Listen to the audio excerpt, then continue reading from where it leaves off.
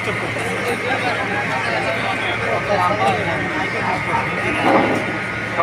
একটু সাউন্ড সিস্টেমে ডিস্টার্ব দিতেছে, আপনারা সবাই ধৈর্য ধরে দাঁড়ান। ফায়ার ডিলের মূল উদ্দেশ্য হলো ফ্যাক্টরির সম্পদ এবং আমাদের জীবন রক্ষা করা। তো ভবিষ্যতে যদি কখনো আমাদের কারখানায় অগ্নি দুর্ঘটনা ঘটে, ঠিক ওই মুহূর্তে আমরা কি করব তার পূর্ব প্র্যাকটিস স্বরূপ আজকের এই ফায়ার ইভাকুয়েশন ড্রিলের আয়োজন করা হয়েছে। কারখানায় যদি কখনো অগ্নি দুর্ঘটনা ঘটে, আমরা সবাই আমাদের কর্মস্থল ত্যাগ করে খুব দ্রুততার সহিত হাঁটার দৌড়ানোর আসছে এমন ভাবে কারখানা ত্যাগ করে অ্যাসেম্বলি পয়েন্টে চলে আসবো। অ্যাসেম্বলি পয়েন্টে আসার সময় কেউ হাতে কেউ সঙ্গে কিছু আনবো না, যেমন খাবার বাটি, ব্যাগ, স্যান্ডেল ইত্যাদি। এই অ্যাসেম্বলি পয়েন্টে আমরা কেন আসবো?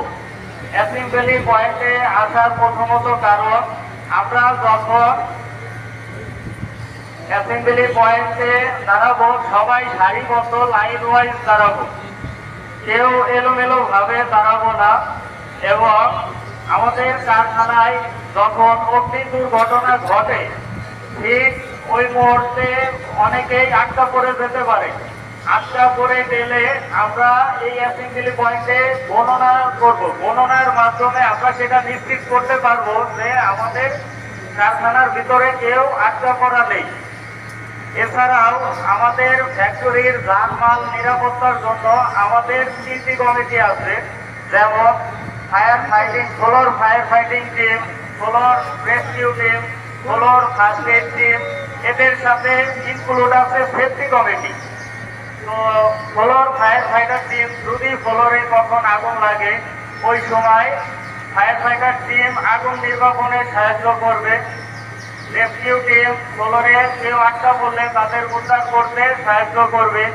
এবং ফার্স্ট এইড টিম যদি কেউ অগ্নি দুর্ঘটনার ভিতর আহত হয়, তাদের প্রাথমিক চিকিৎসা দিতে সাহায্য করবে। এবং সাথে সেফটি কমিটি টিম যারা আছেন, তারা ফ্লোর মানব শূন্য করতে এবং আমাদের অ্যাসেম্বলি পয়েন্টে সবাই লাইন আপে এবং মাথা কাউন্টে মানে গণনা করতে সাহায্য করবে। তো সেক্ষেত্রে আপনারা কেউ আতঙ্কিত হবেন না, ভয় পাবেন না। যদি এমন আমাদের কারখানায় অগ্নি দুর্ঘটনা ঘটে, আপনারা কেউ আতঙ্কিত হবেন না, ভয় পাবেন না। নিরাপদে খুব দ্রুততার সহিত আমাদের ফ্যাক্টরিতে এই অ্যাসেম্বলি পয়েন্টে চলে আসবে। তবে আমাদের এখানে কিছু লক্ষ্য করা যায়, আপনারা আমাদের এই ফ্যাক্টরির 2টা গেট দিয়ে বেশি নামেন। আমাদের সাইডের যে 2টা গেট আছে, এই 2টা গেট দিয়ে নামেন, কিন্তু এটা